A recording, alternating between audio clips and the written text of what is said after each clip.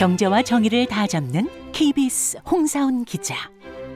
경제 정보를 이렇게 재미있게 알려드리는 프로그램은 홍사훈의 경제쇼 플러스뿐입니다. 네, 안녕하십니까. 경제쇼 플러스입니다. 저는 경제와 정의를 다잡는 홍반장 KBS 기자 홍사훈입니다. 러시아의 우크라이나 침공 사태 이후 이 국제 유가가 천정분지로 지금 뛰면서 세계 경제가 몸살을 앓고 있습니다. 미국과 사이가 틀어진 사우디아라비아는 증산을 거부하고 있고 이 틈새를 지금 중국이 비집고 들어가고 있습니다. 석유를 둘러싸고 세계 각국의 이해관계가 어떻게 얽혀 있는지 이 내용 오늘 좀 자세히 살펴보겠습니다. 유튜브 박종훈의 경제한방 진행자시죠. 박종훈 KBS 기자 나오셨습니다. 안녕하세요. 네, 안녕하세요. 그리고 경제쇼가 업어 키운 분입니다. 키운 거 맞죠? 네, 하소해도 될까요? 준비한 거 있어요, 제가 오늘. 네, 맞습니다. 경제쇼의 검은 진주 오윤혜 씨입니다. 뭐 좋은 말이에요? 검은 진주 뭐예요? 검은 진주, 석유를 검은 진주라고 옛날에. 그래요? 박종훈 기자는 알 것 같은데 네네. 옛날에 제칠광고라는 노래 한참 유행했었잖아요. 어릴 때 우리. 모르는 척 하려고 합니다. 세대를 속이기 위해서. 노래가 칠광고예요? 네, 그때 뭐 제칠광고에서 그런 그 오. 한국의 이제 남쪽 제주도 남쪽 대륙붕에 석유 난다고 해서 뭐 지금도 그 계속 뭐 그 지금 이슈가 되고 있습니다. 그때 네. 이제 석유를 검은 진주다 뭐 이렇게 했거든요. 네, 여러분 검은 진주입니다. 네. 반갑습니다. 오늘 제가 준비를 많이 해와서 좀 준비한 멘트인데 별로 그렇게 반응이 못 알아들어. 썰렁한데요, 지금 분위기가. 자, 그냥 바로 본론으로 그럼 들어가겠습니다. 네. 자, 박 기자, 그 현재 세계 경제에서 가장 큰 복병으로 네. 이 국제유가 급등을 꼽고 있잖아요. 네. 일단 왜 그런 거예요? 좀 웃으면서 시작을 했는데 네. 첫 질문부터 좀 심각한 정색하고. 질문 하셔갖고 좀 정색을 좀 해야 되겠어요. 예. 사실은 이 세계 경제의 가장 큰 복병 중에 하나가 저는 앞으로 인플레이션이라고 생각을 하고요. 예. 이제 홍사원의 경제쇼부터 시작해서 계속해서 제가 인플레이션 걱정을 굉장히 많이 했었잖아요. 예. 네. 이제 진짜 실제로 그 위기가 왔는데 이 위험성이 가장 극대화될 때 가장 안 좋은 건 뭐냐면 네. 원유 가격이 오를 때 가장 심각하거든요. 그렇죠. 그러니까 지금 뭐 이제 과거에 그럼 유가가 올랐을 때 왜 심각했는가 네. 이게 사실 기억하시겠지만 1973년 오일 쇼크 그렇죠. 저는 뭐 전혀 기억이 안 나요. 네. 오일 쇼크. 홍사훈 앵커는 기억하실 겁니다. 그죠? 네. 뭡니까 그분 얘기해 주세요. 그게 뭡니까 진짜? 그래. 네, 저도 그때 드럼통 돌고 석유 받으러 다녔어요. 아 진짜 그랬어요? 근데 이게 기본적으로 1973년에 오일 쇼크가 와서 유가가 오르니까 그때 물가 상승이 예를 들어 수요 측면에 있다면 금리를 올리면 좀 쉽게 잡을 수 있거든요. 그렇죠. 근데 만약에 이제 코스트 푸시라 그러는데 비용 측면에서 발생할 경우에 이게 복합적으로 이 물가를 끌어올리기 때문에 굉장히 물가를 잡기가 어려워집니다. 그래서 예. 단지 금리를 올린다고 해서 원자재 가격까지 다 통제하기가 쉽지 않은 경우가 있거든요. 네. 금리 올린다고 어디서 네. 석유 뭐 유전 발견되는 건 아니니까. 그렇죠. 예를 들어서 뭐 석유 수요는 줄일 수 있지만 네. 여러 가지 국제적 갈등이라든가 아니면 이런 어떤 오페크 기구들이 서로 힘을 모아서 네. 감산을 한다든가 예. 이런 것까지 예를 들어서 금리를 끌어내려서 뭐 올려서 유가를 끌어내리는 게 굉장히 어려운 상황이 오는데요. 네. 그때 당시에 이제 1973년에 1차 오일 쇼크가 왔을 때 사우디에 굉장히 유명한 사람이 아메드 자키 야마니 석유상이라는 사람이 있어요. 야마니 이 사람. 석유 잘 네, 그때 이 야마니 유명했어요. 석유상. 아. 벌써 다 이렇게 기억을 하시잖아요. 야마니 뒤어서 석유상. 그 양반한테 뒤었죠. 그래요? 대단- 야만이가 왜요? 야만이가, 예. 야만 짓을 했나요? 그냥 이름이 야만이야. 아, 네. 이분이 진짜 석유 황제였어요, 진짜. 아, 요즘 석유를 뭐 많이 갖고 있네. 골프 황제도 아니고 네. 예를 들어 헤지펀드의 황제 다 들어보셨겠지만 최근에는 근데 이분은 그 당시에 석유의 황제나 다름없었습니다. 일국의 장관밖에 안 되는데 이렇게 강력한 힘을 가졌던 이유가 석유를 다 같이 짜고 다 같이 생산량을 줄여버리니까 미국에서도 별 수가 없더라고요. 그래서 지금 굉장히 심각했었는데 그래서 이제 그 당시에 연준 의장이었던 폴 볼커라는 연준 의장이 이분이 금리를 어떻게 끌어올렸냐면 요번에 혹시 들어보셨어요? 오은혜 씨 같은 경우 이 최근에 뉴스에 들어봤을 거예요. 금리를 올릴 때 0.25%포인트 올린다라는 네. 거 얘기 들어보셨죠? 네. 요거 베이비 스텝이라 그러고 빅 스텝이 기껏해야 0.5%, 뭐 좀 많이 올려봐야 0.75%포인트 올리는 걸 빅 스텝이라고 부르거든요. 네. 폴 볼커가 그 당시에 원유 가격 급등한 이후에 미국의 물가가 엄청나게 오르니까 하루아침에 4%포인트를 올렸습니다. 금리를. 금리를요? 네. 그래서 이분 임기 동안 금리가 얼마나 많이 올랐냐면 네. 기준금리가 11%에서 19%로 올랐습니다. 자, 이거 무슨 고리대금업 하는 얘기가 아니고요. 그 당시 기준금리예요. 그러면 네. 대출 금리는 얼마였겠어요? 훨씬 더 올라갔죠. 네, 뭐 30% 넘는 경우가 굉장히 많았고요. 그러면요. 원자재가 올랐을 때 금리를 올리는 이유는 네. 나라 입장에서 네. 그 돈을 벌려고 올리는 겁니까? 아, 그게요. 왜 올리는 자, 거예요? 원자재 가격이 막 올라서 이제 뭐 예를 들어서 모든 이제 물가가 다 오르기 시작하면 네. 방법이 없잖아요. 뭐 원유를 증산하는 건 연준이 할 수가 없잖아요. 네. 그러니까 수요를 줄이는 거죠, 일종의. 그래서 금리를 확 올려버리면 그런 어떤 뭐 여러 가지 수요도 줄어들고 자금 수요도 줄고 이런 방식으로 물가를 잡는 건데 이게 코스트 푸시로 이렇게 원유 가격이 올라버리면 극단적인 방법을 쓰는 경우가 생길 수 있거든요. 네. 그게 바로 폴 볼커 시대 1979년, 뭐 80년 요 당시의 연준의 선택이었는데 이게 1973년에 오일 쇼크로 유가가 계속 올라가면서 물가 전체가 왕창 올라버리니까 네. 이런 극단적인 방법이 나왔던 겁니다. 그래서 그냥 적당하게 물가가 오르는 건 우리가 참고 견딜 수도 있고 예를 들어서 적당히 금리를 올려서 해결할 수 있지만 이게 원자재 가격, 특히 원유 가격, 에너지 가격이 오를 때는 극단적인 방법밖에는 방법이 없을 수가 있거든요. 그래서 네.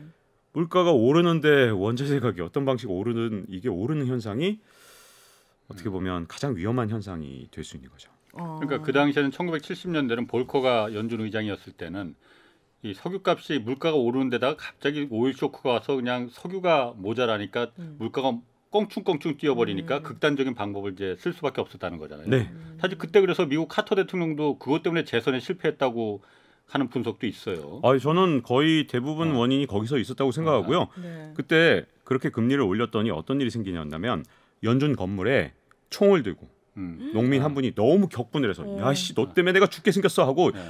연준 이사들 다 나와 그리고 총 들고 잠입해갖고 네. 막 난리가 난 적이 있었어요.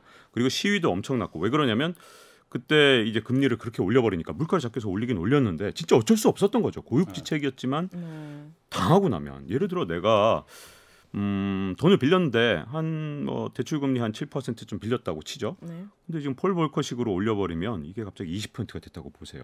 그러면 뭐 멀쩡하게 운영하던 기업이라든가 아니면 농장이라든가 다 망한 거죠. 그래서 얼마나 격분을 했으면 연준 건물로 총 들고 잠입한 사건이 있어서 그 뒤로 경비를 강화했다는 얘기가 있습니다. 폴 볼커 시절. 산유국 입장에서는 왜 그 석유를 조금 팔면 자기네들도 돈을 조금 버는 건데 왜 그런 식으로 하는 거예요?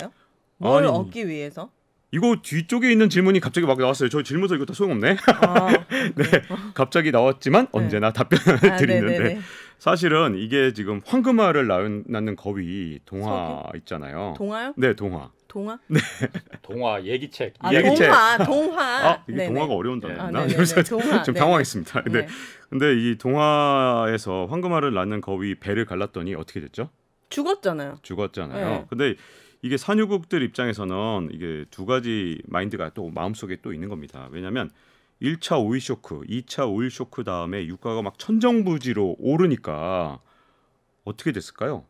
전 세계에 불황이 온 겁니다. 스태그플레이션으로. 그러니까 오페크 산유국들이 사실 돈 좀 더 벌어보자고 2차 석유 파동까지 일으켰어요. 그때 네.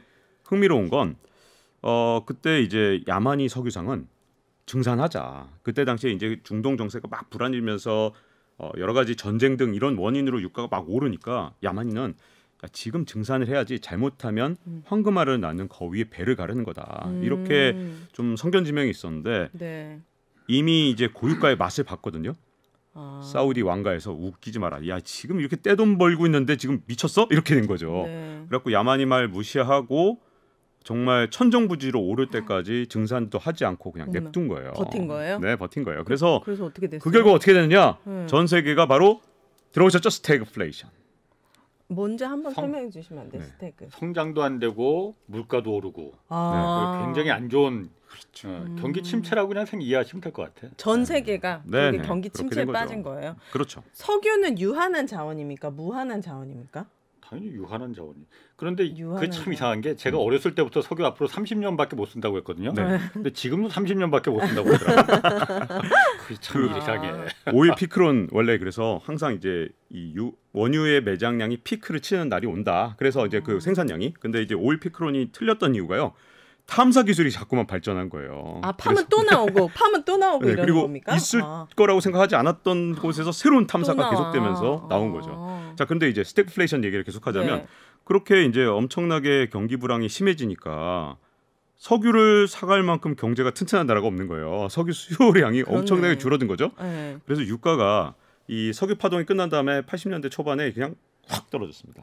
석유 가격 자체가 네. 그러니까 사우디 입장에서 야만이 말 안 들었던 걸 정말 엄청 후회했을 거예요, 왕가가. 자기들이 해도 된다고 막 야 뭐 야만이 필요 없네. 야 이렇게 막 팡팡 팔리는데 야만이 따위 필요 없어 하고 이제 자기들이 직접 하겠다 그랬다가 엄청나게 후회했죠. 그런 이 바로 황금알을 낳는 거위에 배를 한번 갈라봤거든요. 그러니까 유가가 무한정 오르는 건 불가능하죠. 사실 좋아하지 않죠. 뭐 가능하게 할 수도 있을지도 몰라요. 왜냐하면 산유국들이 정말 합심해서 유가가 올라가도록 뭐 무한정 정말 감산을 할 수도 있겠죠. 하지만 그랬다가 세계 경제가 전부 다 1980년 그때쯤처럼 스태그플레이션에 빠져서 정말 모두가 고통을 받게 되면 그게 산유국으로 부메랑처럼 돌아가니까 산유국들이 원하는 게 뭐냐?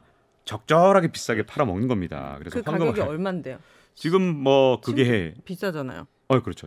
그 가격에 대해서는 과거에는 사실은 요번에 저는 이게 뭐 3차 석유 파동에 가까워지고 있다라고 약간 우려를 하고 있는데 아직은 아니지만 그 전에는 보통 $80를 얘기를 많이 했어요. 근데 요즘은 이제 산유국들이 좀 여유가 생겼는지 한 $120 정도 보내도 되겠는데 이렇게 생각을 좀 하는 걸로 알려져 있고요. 뭐 속내를 정확하게 알 수는 없습니다만 지금 뭐 이 헤지 펀드 또는 미국의 이제 글로벌 투자 은행들의 전망은 1배럴에 $200가 넘는 날도 일시적으로는 올 수 있을 것 같다. 이렇게 좀 보고 있는데 아까 말씀드린 것처럼 그렇게 되면 산유국들도 손해를 볼 수 있기 때문에 사실은 적절한 증산을 하고 싶을 거예요. 근데 그게 2차 석유 파동 때도 있었던 일이지만 이런 어떤 러시아가 우크라이나를 침공한다든가 이런 어떤 돌발 사태가 일어나면 산유국들도 생각하지 못한 유가 폭등이 있을 수 있어서 사실 뭐 미래를 다 자기들이 설계할 수는 없거든요. 그러니까 미래가 정해져 있다 이렇게 보일 수는 없고 굉장히 불안한 상태로 2020년대 초반을 잘 넘겨야 되지 않을까 싶습니다. 그럼 그 유가가 지금 그 올라가는 이유가 러시아 그 침공 때문에 그런 겁니까? 근본적으로? 네, 일단 근본적인 원인은 거기에 있다고 생각되지 않고요. 예. 일단 첫 번째 원인은 일단 코로나19 위기가 끝나가면서 일상으로 회복. 위드 코로나는 콩글리시라고 해서 쓰면 안 된다고 하니까 이게 리빙 위드 코로나 이게 사실은 정식 영어로 얘기를 하더라고요. 그리고 일상으로 회복. 이 상황에서 뭐가 문제가 됐냐면 많은 사람들이 이제 활동을 재개하니까 에라 걸려도 되겠다 이렇게 생각하고 선진국에서 돌아다니거나 또는 걸릴 사람 다 걸렸다 이러면서 돌아다니기 시작했잖아요. 근데 문제점은 이게 원유 시장이 어떻게 될지 모르니까 원유 개발을 안 하고 있다가 갑자기 회복 속도가 더 빠르니까 원유 생산량은 이렇게 되는데 갑자기 엄청난 속도로 지금 수요가 막 수요가 증가하죠. 우리 라디오죠.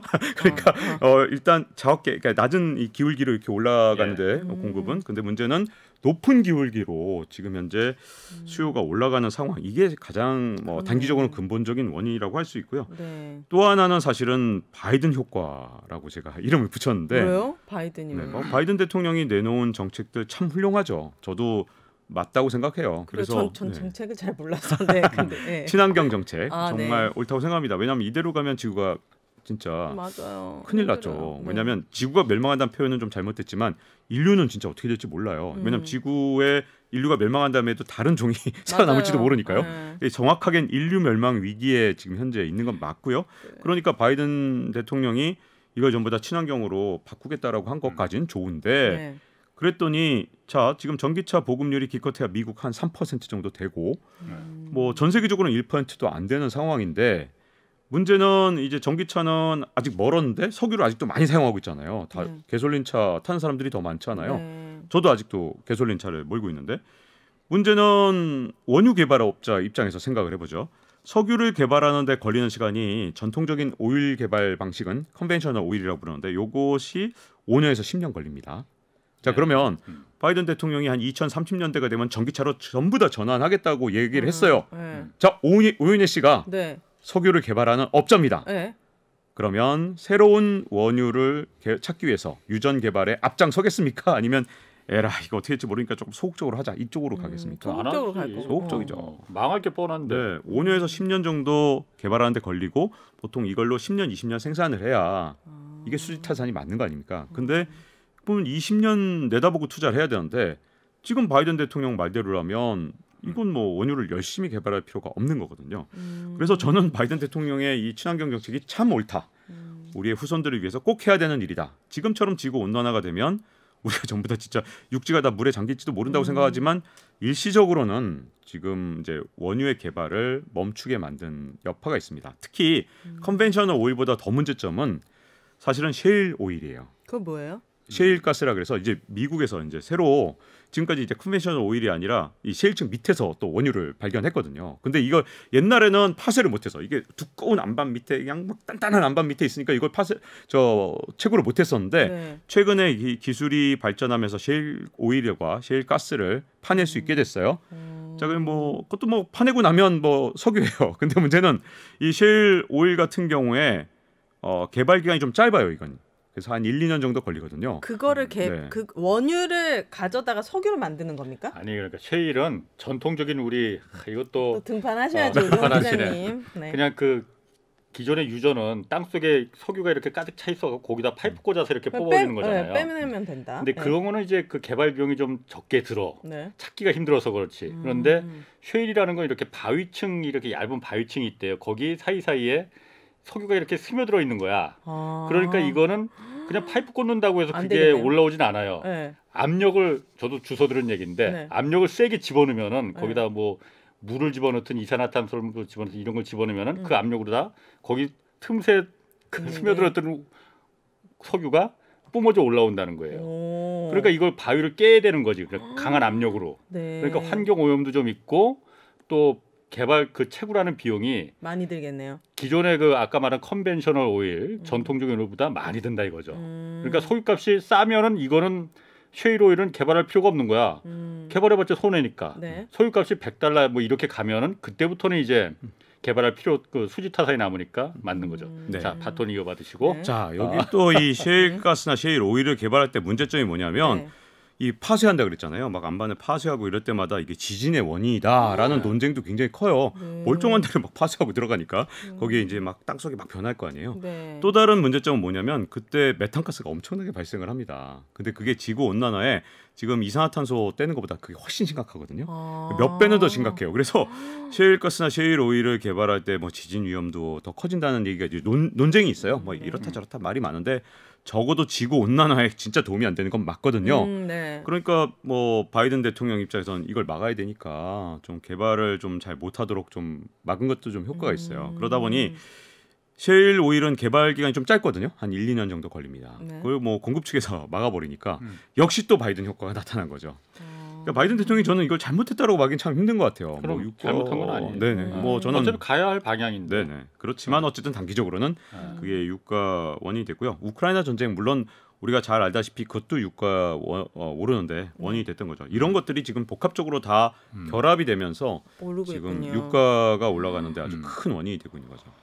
그럼 기본적으로 어쨌든 당장 앞으로는 좀 몇 년 뒤에는 모르겠지만 당장 부족한 그 석유가 부족하면은 어쨌든 중동 지역에 오페크 산유국들한테 야 이때 좀 그 우리 같이 좀 도와서 같이 살아야지. 나라 옛날에 70년대처럼 스태그플레이션으로 다 망하면은 당신들도 좋지 않다. 좀 증산하라고 해서 증산은 하긴 했다고 해요. 근데 오페크가 요즘 그렇게 미국 말을 잘 안 듣는다면서요. 아주 네. 찔끔 증산했던데 보니까. 아주 찔끔 증산했죠. 그 찔끔이 아까 제가 말씀드렸잖아요. 황금알을 낳는 거위의 배를 가르지 않도록 네. 적당히 유가를 조절하기 위해서 네. 제가 보기엔 그 원하는 유가의 그거는 $80에서 한 $120 사이 아닌가 예. 1배럴에 아. 그 정도라고 생각하고요. 그걸 통해서 계속해서 황금알을 낳아라 이거죠. 예. 이렇게 비싸게 유가를 유지해야 뭐 사우디든 이런 나라들이 계속해서 잘 먹고 잘 살 수 있으니까 네. 황금알을 낳는 거위의 배를 가르지 않는 선에서 증산이 일어난 건데 네. 자 그러면 좀 우리 이제 한국이라든가 또는 네. 서방 사회 입장에서는 답답하잖아요. 네. 유가 한 $60 정도 되게 좀 안정시키면 지금 물가 상승 요인도 좀 없애고 네. 정말 전 세계가 좀 더 훨씬 평화로워질 것 같은데 네. 왜 이렇게 말을 안 듣지? 이렇게 생각하기 쉬울 텐데 이게 사실은 국제 질서하고 지금 연관이 좀 많이 돼 있어요. 왜냐하면 원유를 이렇게 당장 캐낼 수 있는 나라가 어디 있느냐? 일단 미국은 제가 말씀드렸다시피 환경 요인이나 이런 것들이 좀 결합돼 있어서 미국의 원유 매장량은 상당히 많은데 여러 가지 요인으로 지금 쉽지 않은 상황이고요. 네. 그러면서 세계 최대 매장량을 가진 나라가 어디냐? 그러면 이제 눈을 돌려봐야 되죠. 중동 아닙니다.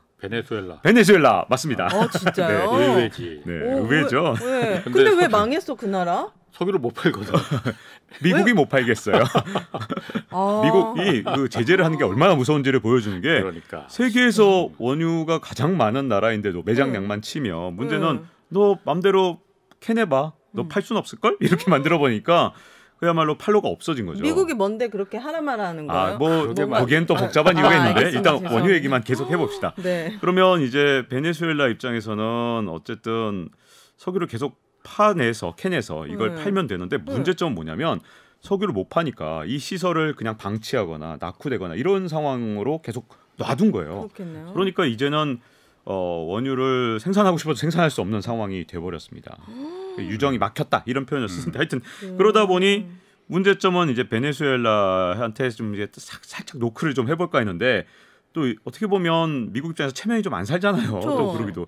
근데 또 체면을 구기고 베네수엘라한테 좀 이렇게 야 석유 좀 팔아볼래? 이제 우리가 좀 허용해줄게 하기에도 또 소용이 없는 게 베네수엘라의 증산 가능성이 얼마나 되는지도 잘 모르겠고 그러니까 애매한 상황이에요. 워낙 안 파다 보니까는 낙후됐고. 미국이 기술 지원하면 할 수 있죠. 그렇게 그게 하루 이틀 만에 되나? 탁상공론 할 게 아니야. 지금 다 시민들은 죽어가는데 그 말이 됩니까? 아까 말씀드렸다시피 5년에서 10년 걸리는데 탐사 기간 때문에 10년 걸리지만 예를 들어서 거의 버려진 그런 유정 같은 경우는 새로 팔려면 적어도 2, 3년? 적어도 3, 4년인데 지금 당장 석유가 필요하잖아요. 네. 그래서 이제 또 중동 쪽에서 눈을 돌려봤는데 사우디 다음으로 또 중동에서 원유 생산 그 어떤 잠재력이 굉장히 큰 나라가 또 있어요. 네. 그게 어떤 나라냐? 바로 이란이거든요. 이란이. 이란도 베네수엘라랑 똑같습니다. 바로 미국으로부터 제재를 엄청나게 받은 나라예요. 미국 입장에서 우리가 아까 저번에 미안했고 그건 말이야 트럼프였어. 나는 바이든이거든. 우리 석유 좀 이렇게 좀 팔아봐봐. 우리가 사줄게. 네. 여러 가지 이유로 그게 좀 쉽지가 않아요. 왜냐하면 이란하고 손잡으면 또 굉장히 열받는 나라들이 있거든요. 삐진 나라가 있어요. 사우디 그리고 이스라엘 같은 나라들이 너무너무 화를 낼 가능성이 있어요. 그러면 오히려 이란한테서 석유 좀 사보려고 그러다가 진짜 석유 많이 파는 나라인 사우디한테 또 밑보이게 되면 미국 입장에서 진짜 이러지도 못하고 저러지도 못하는 상황입니다. 진짜 어렵죠. 네. 그러니까 이제 눈을 돌릴 수 있는 나라 그리고 어떻게 보면 조금 이렇게 사정해서 좀 어떻게 좀 봐줘 이렇게 말할 수 있는 나라가 사우디 정도밖에 없는 거죠. 아니 미국이 그러면은 석유의 모든 이런 거 힘을 쥐고 있는 겁니까? 군사력을 그 뒷 배경으로 해서 갖고 있는 거죠. 그게 그냥 뭐 미국이 그 뭐 정치력이 세서 그런 것도 있겠지만 그것만 갖고 다른 나라들이 다 베네수엘라 석유는 우리는 안 살래 이렇게 하겠어요. 뭐 그거는 여기서 할 주제는 아닌 것 같고 나중에 따로 한 2시간 따로 주제를 하고 자 그래서 복잡하네. 외부에서 그러니까 석유를 더 늘릴 수 있는 방법이 그렇게 여의치 않은 거잖아요. 그렇죠. 그러다 보니까 최근에 뉴스가 미국의 전략 비축유라는 게 있다면서요. 네. 근데 이게 바이든 대통령이 그래서 하다못해 고육책으로 이걸 방출을 하자 했는데 그 양이 정말 어마어마하더라고. 네. 중동에서 오페크에서 하루 생산하는 양이 40만 배럴이라고 해요 하루에. 근데 이번에 찔끔 증산해서 43만 배럴 이제 생산을 3만 배럴 증산을 해줬다는 거예요. 그런데 바이든 대통령이 미국 비축유 방출하는 게 앞으로 6개월 동안 하루에 100만 배럴을 방출하겠다고 했잖아요. 그럼 오페크에서 내놓은 생산하는 석유보다 더 많은 양을 방출하겠다는 거잖아요. 네. 그러면은 이 정도면 충분한 거 아닌가 그러면요? 6개월 동안요? 네, 충분하지 않을 것 같습니다. 왜요? 왜냐하면 이게 만약에 유가 급등 현상이 6개월짜리라면 상관이 없죠. 근데 이제 오히려 6개월이 지났는데 이 상황이 바뀌지 않는다고 가정을 해보죠. 물론 그런 끔찍한 가정을 하고 싶지 않아요. 저는 우크라이나 전쟁 문제가 빨리 해결돼서 우크라이나 국민들이 조금 더 나은 삶을 빨리 살 수 있었으면 좋겠지만 지금 현재 전쟁 국면이나 모든 것을 볼 때 러시아에 대한 원유 수출 제재를 풀 수 있을 만큼의 상황이 6개월 뒤에도 일어나지 않을 수 있거든요. 자 그렇게 되면 자, 6개월 맞습니다. 뒤에 보면 이제 미국이 남은 힘을 다 소진한 상태가 돼버리잖아요. 네. 그러니까 오페크 회원국이든 아니면 러시아든 오히려 6개월 뒤에 그렇지. 목소리가 더 커질 수 있죠. 그렇지. 6개월 동안 너 증산 한번 하든지 아니면 뭐 방출하든지 마음대로 네. 해봐. 그런 다음에 6개월 뒤에 오히려 더 큰 소리 네. 칠 수 있는 상황이 오기 때문에 힘의 무게추가 오히려 산유국으로 넘어갈 수도 있거든요. 네. 그러니까 이 6개월 내에 해결을 못한다면 오히려 미국의 영향력이 네. 왜냐하면 그동안은 그렇게 비축류가 많았기 때문에 저거 또 풀면 어떡하지 이런 고민이 있었지만 오페크에서 네, 다 풀고 나면 종이 호랑이야 이렇게 생각하게 되기 때문에 네. 다시 말하면 이번에 6개월 동안 풀겠다는 그 정책 때문에 6개월 내로 뭔가 네. 이 우크라이나 전쟁 문제를 해결하지 않는다면 산유국들의 입김이 더 세질 거라고 보고요. 네. 사우디에 지금 이제 사령탑이 중요한데 네. 무함마드 빈 살만이라는 정말 빈살만. 네. 어. 젊고 제가 보기엔 이분 굉장히 머리가 좋은 것 같아요. 되게 그래요? 천재적인. 별명이 미스터 에브리띵이라고 하더라고요. 네. 모든 걸 다 할 수 있대 자기는. 뭐야? 그렇게 나도 큰 그 소리 치네요. 정도 돈 있으면 다 할 수 있거든요. 저도 좀 네, 동의하고 싶습니다 거기에. 네. 네, 근데 이분이 뭐 돈도 많지만 문제는 지금까지 사우디 왕가가 좀 이렇게 기민하게 대응을 못했던 이유가 사우디 왕가는 그동안 형제 상속이었어요. 왕위를 상속하는데 네. 아들한테 상속을 하는 게 아니라 네. 형제 상속을 그렇지. 하다 보니 아. 자 그러면 이제 상상을 해보세요. 여기 이제 굉장히 잘 사시는 분들이 건강 유지도 잘 되고 이런 분들이 굉장히 오래 사시겠죠. 네. 그런 다음에 형제한테 상속할 때 되면 그 물려받을 동생의 나이도 굉장히 많겠죠. 그렇죠. 그러니까 엄청 연로하신 왕이 돌아가시면 또 연로한 또 분이 연로한 동생이 계속 연로하게. 계속 연로하게 이렇게 갔는데 네. 빈살만이 지금 왕세자인데도 불구하고 사우디의 실권을 거의 다 잡았거든요. 완벽하게 지금 거의 힘을 다 갖고 있는데 네. 이 사람이 이제 아주 기민하게 움직이면서 이 국제 정세를 볼 줄 알거든요. 근데 문제점은 바이든 대통령. 왜 뭔가 바이든 대통령에 대해서 자꾸 비판을 하게 되는데 바이든 많이 나왔을 때. 제가 정책에 동조하는 거 참 많아요. 근데 문제 괜찮아요. 결과가 좀 안 바이든은 좋아서 그렇지. 안 들으실 거. 의문의 그렇지. 1패가 아니고 의문의 한 5패 정도. 네. 네, 의문의 5패 정도 되는데 이분이 처음에 가졌던 생각에 대해서 저는 뜻은 좋았다고 생각을 해요. 네. 근데 문제는 결과가 안 좋았는데 대통령이 취임하자마자 사우디하고 미국은 사실 혈맹 관계거든요. 그렇죠. 중동에서 정말 엄청 두 끈끈하다. 나라가 네. 1974년에 이 조약을 맺은 이후로 진짜 50년 가까이 혈맹 관계였어요. 근데 바이든 대통령이 딱 취임하자마자 이제 사우디에 대해서 여러 가지 좀 기분 나빠할 만한 정책들을 내놓습니다. 전 바이든 대통령의 자신감은 어디서 나온지 알아요. 셰일가스, 셰일 오일 때문에 이제는 우리도 석유 수출을 하지 수입하는 나라가 아니다. 오. 너희 나라 내가 석유를 살 필요가 없다. 이런 어떤 자신감이 있었을 거라고 생각을 해요. 근데 네. 문제점은 정말 영린을 건드렸거든요. 사우디 왕가가 제일 싫어하는 거. 예를 들어서 뭐 이거 긴 얘기는 할 수 없지만 이 빈살만 왕세자가 이제 암살을 했을 거라고 생각되는 어떤 언론이 있어요. 카슈쿠찌라고. 근데 이 카슈쿠찌 암살 관련해서 뭐 피살 또는 암살이란 표현을 써야 되는데 이 사우디 왕가가 죽였을 것이다라고 이제 서방사회는 생각을 하지만 이 말을 이렇게 막 대놓고 못하는 나라도 많아요. 왜냐하면 사우디 석유를 사야 되니까. 언론인이에요. 언론인. 네, 언론인. 아. 근데 이런 어떤 언론인을 이제 피살한 방식이 너무 끔찍하고 참혹했기 때문에 도저히 이건 서방 사회로서는 참을 수 없는 그런 진짜 분노를 막 일으켰거든요.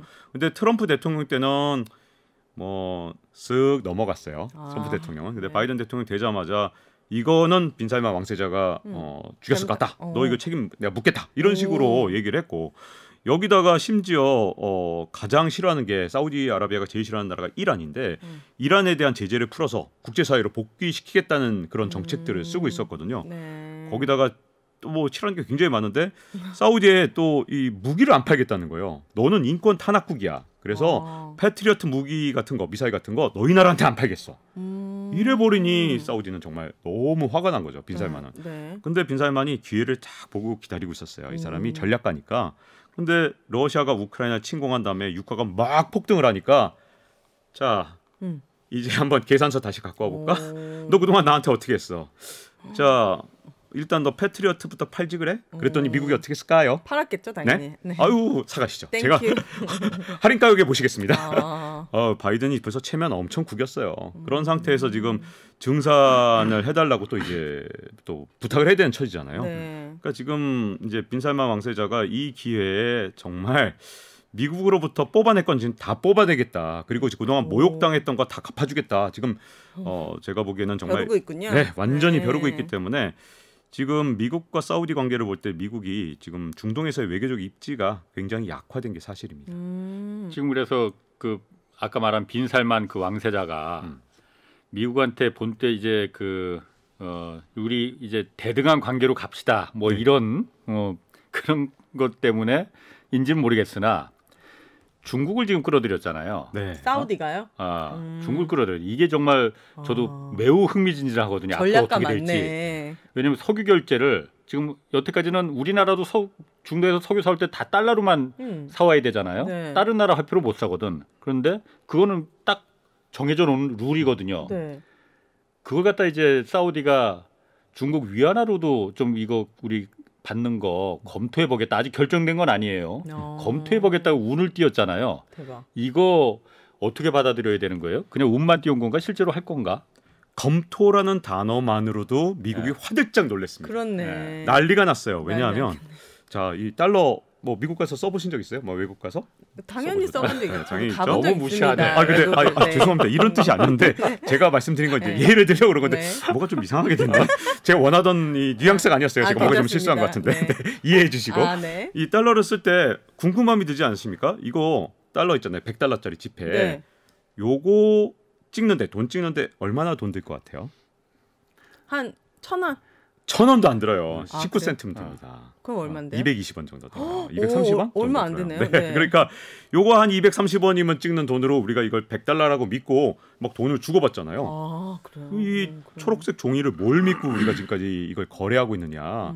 사실 옛날에는 이걸 뭐 한 70년 전에 80년 전에는 70년 전에는 이 달러를 가지고 미국에 가서 중앙은행한테 내가 달러 갖고 왔으니까 금으로 바꿔주세요 하면 금으로 바꿔줬어요. 그렇기 때문에 달러를 믿었던 거예요. 네. 그냥 그 종이를 믿었던 게 아니라 이거 미국 가서 돈 달라 그러면 금으로 달라 그러면 금을 준대. 그러니까 이거 달러를 믿고 거래를 했는데 이 미국에서 1960년대에 그걸 믿고 돈을 흥청망청 쓴 거예요.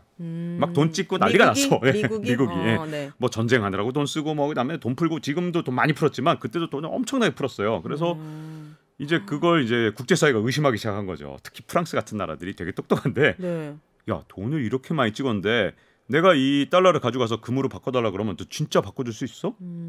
너 아무래도 의심스러워. 너 이 금 없지? 이렇게 나온 거예요. 그래서 네. 그 당시에 드골 대통령이 진짜로 달러를 가지고 가서 금으로 바꿔줘 이래버린 거예요. 미국이 미정 없었거든요. 그 정도까지는. 그러니까 미국에 지금 이제 금을 보관한 곳이 포트녹스라는 곳인데 네. 그 영화에도 종종 나와요. 영화에도 나오죠. 네. 포트녹스요? 혹시 다이아드에 나왔었나? 제레미 아이언스 그 영화 배우가 그 금 훔치러 들어가는 거였어요. 또 옛날 영화죠 그거. 그렇지. 더 옛날 영화도 있습니다. 007 황금총을 가진 사나이라고. 너무 옛날 영화를 얘기했나? 007 영화에도. 네. 넘어가겠습니다. 갑자기 표정이 급 네. 어두워지시는군요. 네, 하여튼 포트노트요? 포트녹스. 거기에 포트녹스. 네. 굉장히 오래됐어요. 사실은 그게 뭐 마지막으로 거기를 증개축한 게 1918년 정도거든요. 아유 진짜 요새도 좀 너무 낡았고 옛날 요새인데 거기에 그렇게 금이 많다고 주장을 합니다. 네. 근데 세계가 다 믿진 않아요. 에이 못 믿겠는데 다들 이렇게 생각하죠. 근데 그때도 못 믿었어요. 그러니까 갑자기 이제 그 당시에 이제 드골 대통령이 프랑스에서 야 이거 금으로 바꿔줘 그러니까 네. 자꾸 요구하니까 그 당시에 미국 대통령이 닉슨 대통령이 갑자기 하루아침에 안 바꿔줘. 뭐야? 떼먹었어 일종의. 배째라 하는 거지. 배째라. 뭐야? 금으로 우리 안 바꿔줄 거야. 야 이렇게 된 거예요. 네. 그러다 보니까 이제 그대로 놔두면 진짜 큰일이잖아요. 제가 아까 1974년에 사우디하고 미국하고 조약을 맺은 다음에 그 다음부터 진짜 친했다. 50년 가까이 이 말씀을 드렸는데 1974년에 맺은 조약이 사실은 이 달러와 지위를 다시 되살려준 겁니다. 어떻게 되살려줬냐 하면 왜냐면 고전에 네. 약간 빼먹은 게 윤혜 씨가 설명을 그 부분을 이해를 하셔야 돼요. 너무 빨리 뭔데요? 갔나요? 제가 그러니까 닉슨 대통령이 배째라 나 우리 이제 금하고 안 바꿔줘 보니까 프랑스도 마찬가지고 영국도 마찬가지고 한국도 마찬가지고 달러에 대한 신뢰가 급격히 떨어졌잖아요. 그렇겠네요. 달러를 어느 누구도 이거 달러 저거 못 믿을 화폐야. 금으로도 안 바꿔주는데 해서 달러 가치가 쭉쭉 막 떨어지는 거예요. 그러면 세계인들이 다 쓰는 기축 통화가 흔들흔들하는 거죠. 신뢰가 없어지니까. 네. 그래서 이제 그 다음에 사우디와 바통을 이어받으시고 맞습니다. 그 그래서 대통령이 닉슨이에요? 그래갖고 닉슨 대통령 탄핵됐잖아요. 어떻게 탄핵됐어요. 자, 이제 대통령 이름은 잊어버리셔도 됩니다. 네. 간단하게 가급적 설명을 드리기 위해서. 그래서 지금 이제 사우디하고 조약을 맺은 게 어떤 조약을 맺냐면 앞으로 원유의 가격표는 전부 달러로만 붙인다. 그리고 달러를 지불했을 때만 원유를 판다라는 조약을 미국하고 사우디가 맺는데 이게 지금 우리가 $100짜리를 이거 겨우 220원짜리 인쇄하는데 이거밖에 안 들었는데도 불구하고 그 돈을 믿고 거래하게 되는데 가장 큰 원인을 주거든요. 자, 그럼 왜 그랬느냐? 이런 거예요. 우리가 어떤 경우에도 꼭 필요한 게 에너지거든요. 석유 없으면 공장도 못 돌리죠. 그쵸. 자, 석유 없으면 난방도 못 하거나 뭐 이럴 거 아니에요. 근데 석유의 가격표는 무조건 달러로만 붙이고 그다음에 예를 들어서 원유를 석유로만 팔게 되면 자, 그러면 평상시에 급할 때를 대비해서 뭘 쌓아둬야 될까요? 외화를 반드시 달러를 쌓아둬야 되죠. 왜냐하면 달러가 없으면 에너지를 못 사니까. 그래서 그 뒤에 미국의 기축통화 지위를 거의 50년 가까이 든든하게 지켜줬던 건 사우디네. 바로 이 사우디하고 조약을 잘 맺었기 때문이에요. 이 대통령이 누굽니까? 케네디? 포드 대통령이고요. 포드. 제가 지금 포드란 대통령도 있었군요. 지금 갑자기 물어보니까 대통령 이름이 그러니까 이렇게 확 들어오시면 저도 그다음 닉슨 대통령이 누구였더라? 포드. 네, 아마 그럴 것 대신 같아요. 사우디가 미국으로부터 얻은 거는 뭐야? 우리가 달러로만 석유를 팔 테니까 대신 군사적으로 우리를 보호해달라. 그래서 중동의 맹주가 사우디가 될 수가 있었던 거죠. 네. 그래서 양쪽 다 윈윈한 거였어요. 그렇네요. 원래 사실은 중동에서는 이란이 굉장히 강력한 국가거든요. 인구도 많고 원유의 매장량도 굉장히 많은데 사우디는 인구도 훨씬 적고 그런데도 불구하고 중동에 사실은 그동안은 이란을 능가할 정도로 맹주 역할을 할 수 있었는데 그 이유가 미국이 무한정 제공해준 정말 첨단 무기들. 사우디가 나 사고 싶어요. 그럼 언제든 뭐 뭐든지 최첨단으로 제공해 드릴게요. 이렇게 해서 무기도 얼마든지 살 수 있게 하고 그리고 여러 가지 정치적으로도 사우디한테 많은 안보를 위해서 또는 국제적 영향력을 위해서 많은 여건들을 제공해 줬던 거거든요. 이란보다 사우디가 더 석유가 많이 나옵니까?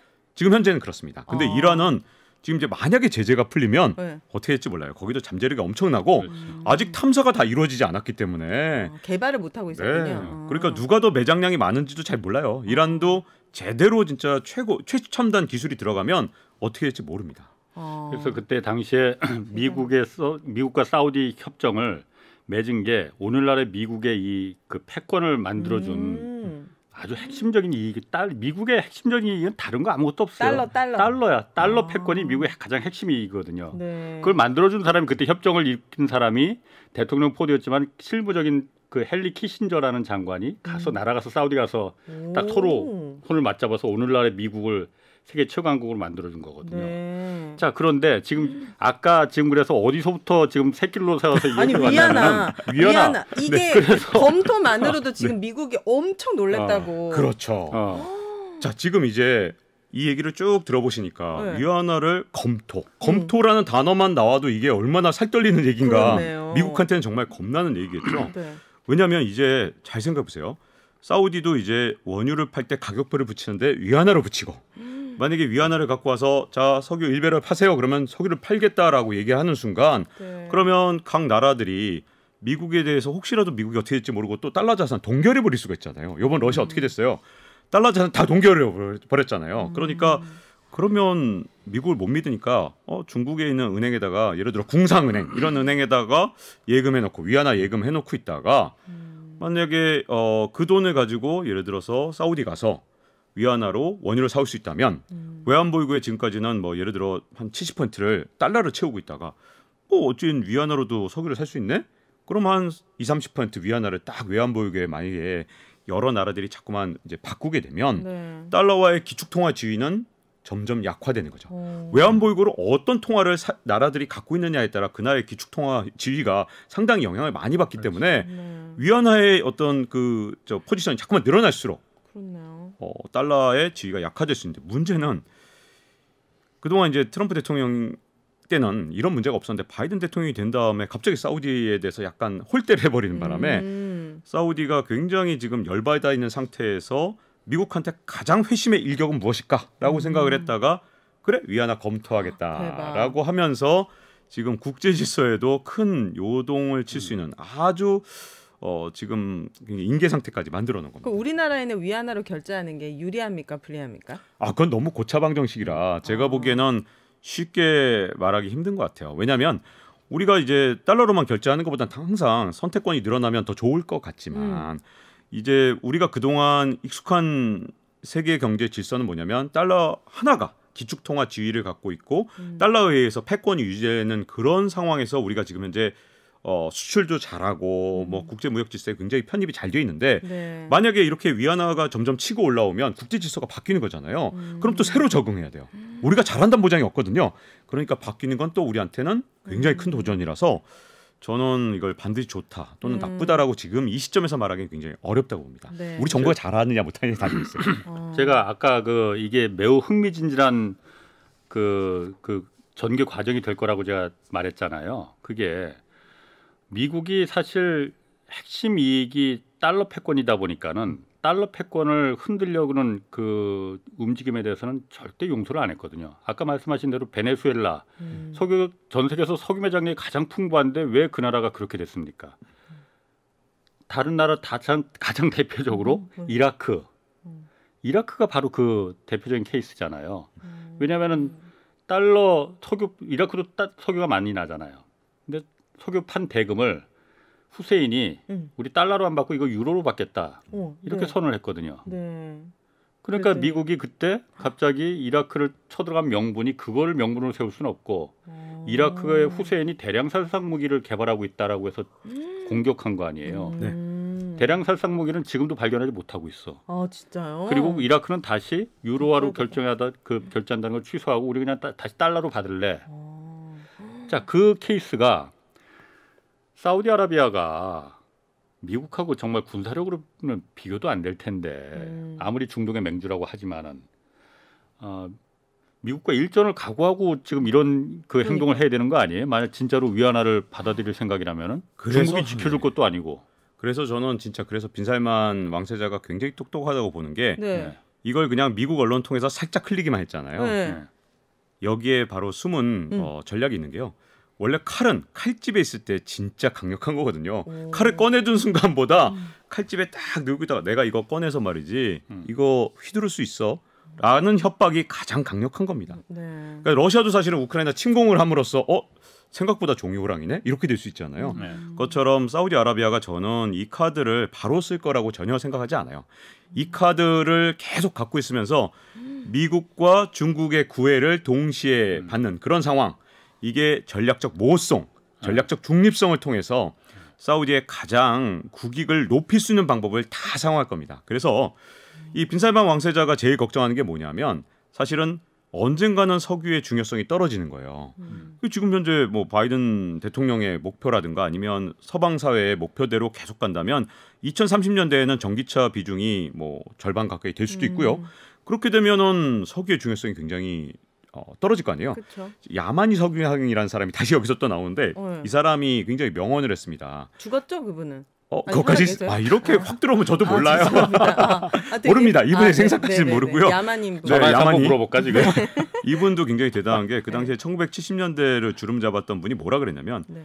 마치 석기 시대가 돌도끼가 부족해서 석기 시대가 끝나지 않았던 것처럼 석유의 시대는 석유가 부족해서 끝나는 것이 아닐 것이다 라고 예언을 했어요. 와. 빈살만 왕세자가 제일 걱정하는 게 뭐냐면 석유가 언제가 고갈돼서 석유의 시대가 끝나는 게 아니라 이제 다음 세대 에너지가 등장할까 봐 진짜 걱정을 하고 있거든요. 그게 뭐 지금 빠르면 10년, 늦어도 30년 뒤에는 올 수도 있단 말이죠. 네. 그런 불안한 요인 속에서 가장 중요한 건 뭐다? 사우디아라비아가 혹시라도 석유가 필요하지 않은 시대에도 잘 먹고 잘 살아야 되는 거죠. 그렇죠. 그래서 비전 2030이라는 프로젝트를 시작했는데 문제는 아까 전에 얘기했던 그 까슈쿠지라는 기자가 피살된 이후에 네. 서방 사회가 이제 다 등을 돌리기 시작한 거예요. 사우디예요? 네. 특히 미국은 이제 바이든 대통령이 나타나면서 비전 2030 웃기지 마. 내가 해줄 줄 알아? 이렇게 하는 거죠. 비전 2030이라는 건 뭐 두바이나 이런 데처럼 아예 사우디 전체를 그냥 아예 혁신의 도시로 혁신의 나라로 만들겠다는 거거든요. 네. 그리고 미국하고 서방 사회가 자꾸 등한시하니까 중국 네가 들어올래?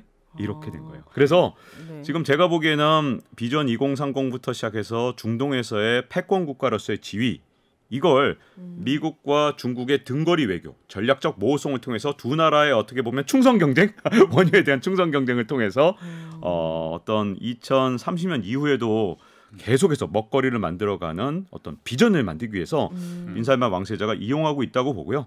이게 이제 앞으로 세계 국제 질서에 큰 영향을 미칠 거라고 봅니다. 왜냐하면 칼집에 있지만 너무 큰 카드라. 그렇네요. 그것만으로도 많은 그 두려움에 떨게 만드는 그런 효과가 있거든요. 그리고 중국도 가만히 안 있을 것 같은데 이게 엄청 중국한테는 이렇게 돼버리면 정말 중국이 가장 원하는 거잖아요. 맞습니다. 네. 만약에 위안화 결제만 된다면 중국 입장에서는 지금 저는 이대로 가면 중국이 미국을 이길 확률이 굉장히 낮을 거라고 생각해요. 네. 그런데 만약에 중동을 손에 넣는다. 그리고 원유 거래에서 달러 표시 이걸 성공해낸다. 달러 표시를 무너뜨린다. 네. 그러면 제가 보기에는 패권 전쟁의 향방조차도 바꿀 수 있거든요. 와. 중국은 이제 무슨 일이 있어도 사우디한테 잘 보여야 됩니다.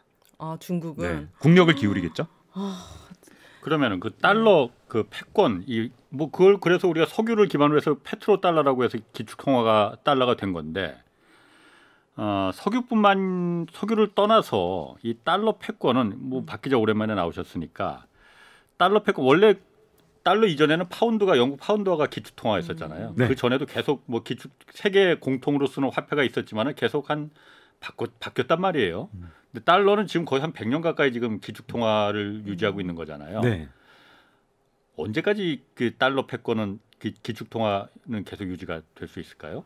그러니까 용어로 좀 쓰자면 이제 불태환 지폐라고 해서 이게 금으로 바꿀 수 없는 지폐. 이런 용어는 잊어버리시고.